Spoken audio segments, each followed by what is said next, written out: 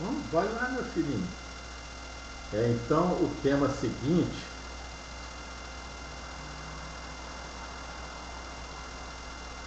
é o nono. Previsões reais. Logo antes de sair a URV e o real. A URV saiu em 94, ela e o real. Uma em março e outra em julho. É preciso olhar a história para saber precisamente. Agora, o RV é a unidade real de valor e o real é a moeda brasileira atual, que já tinha existido outra com esse nome antes. Assim como quando Sarney lançou o cruzado, ele não foi nada criativo, porque já existia moeda cruzado antes, só que eu, por exemplo, não sabia.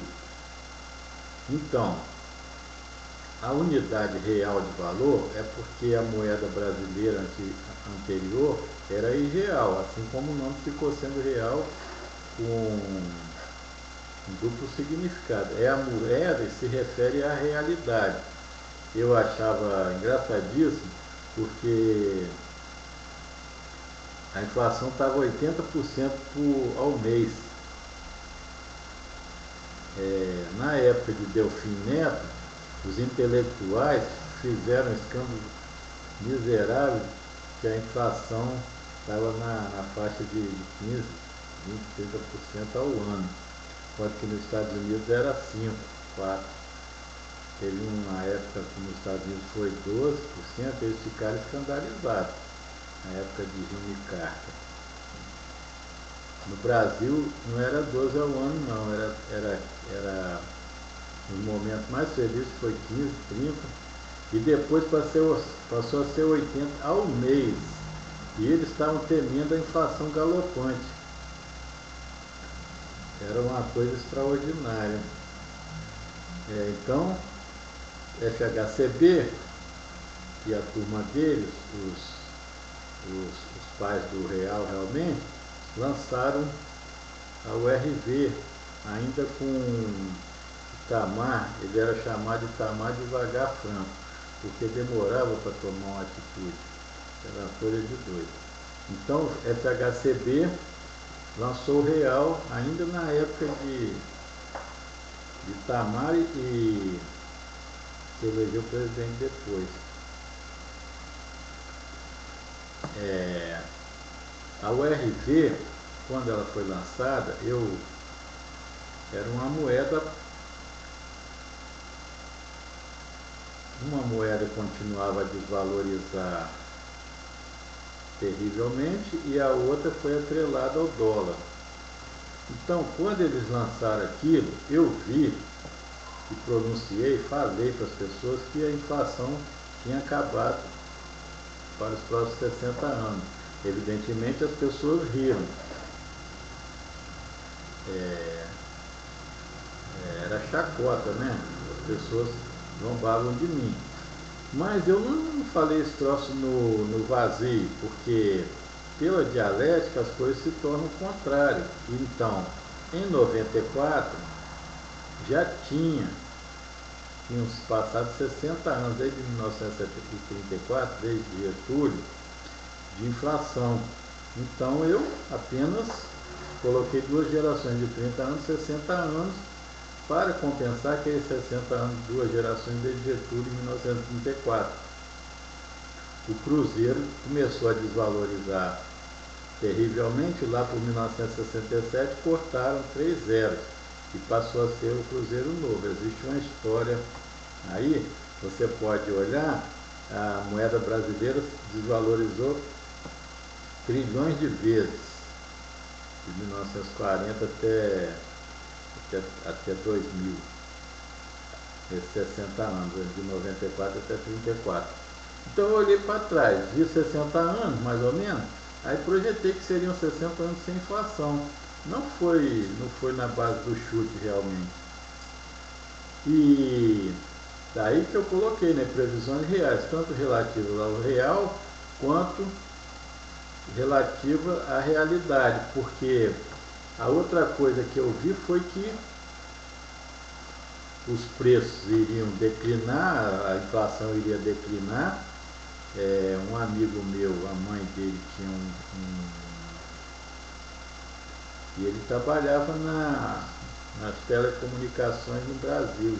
A mãe dele tinha um telefone de linha e me perguntou diretamente, eu respondi porque era uma pergunta direta.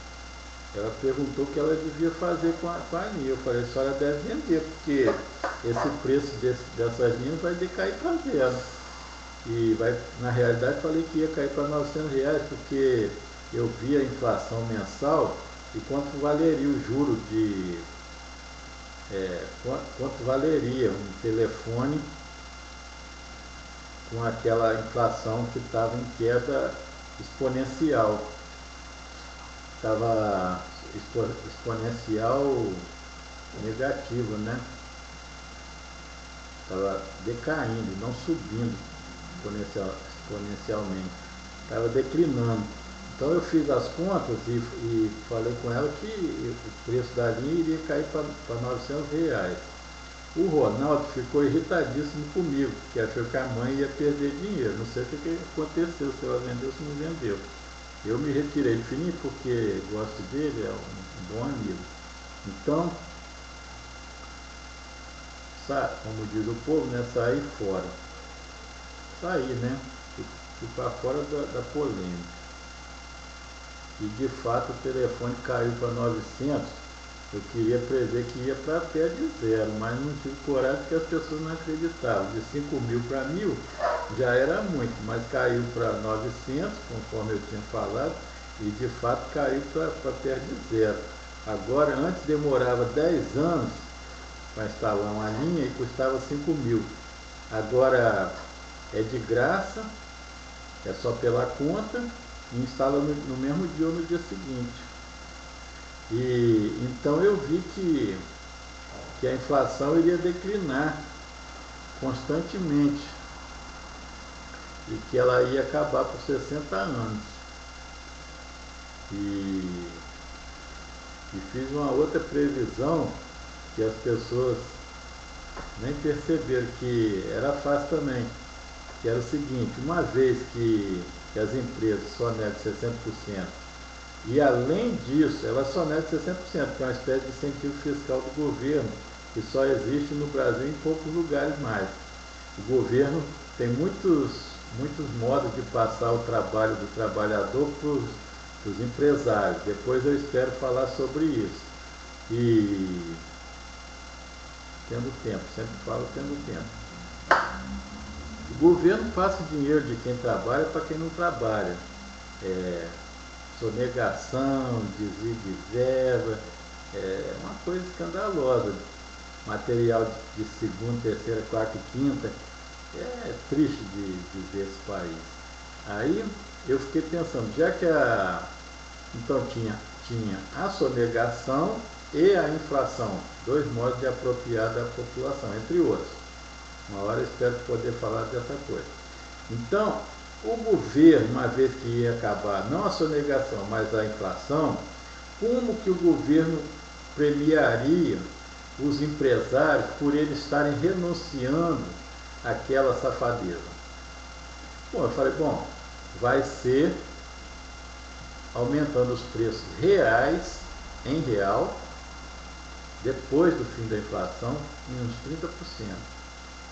E isso eu não pude investigar depois se aconteceu mesmo ou não, fica por conta dos economistas e das pessoas que se disponham a investigar quais eram os preços reais, antes e depois do real, do lançamento do real.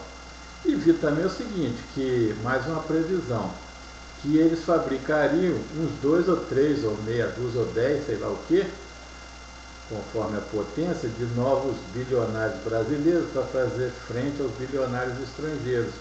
E aí estão o Eike Maravilha e a turma da Vale, que comprou a Vale a preço de banana podre, e quem comprou ações da Petrobras e quem comprou ações da Ambev e tudo isso.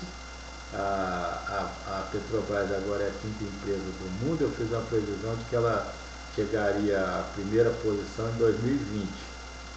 Ainda estamos há 7 anos. Não foi agora que eu fiz, não. Foi vários anos atrás aí, eu contei para o meu filho e minha filha. Bom, e fabricariam esses bilionários. A Petrobras em quinto no mundo, veja só, o Brasil é um país supostamente significante.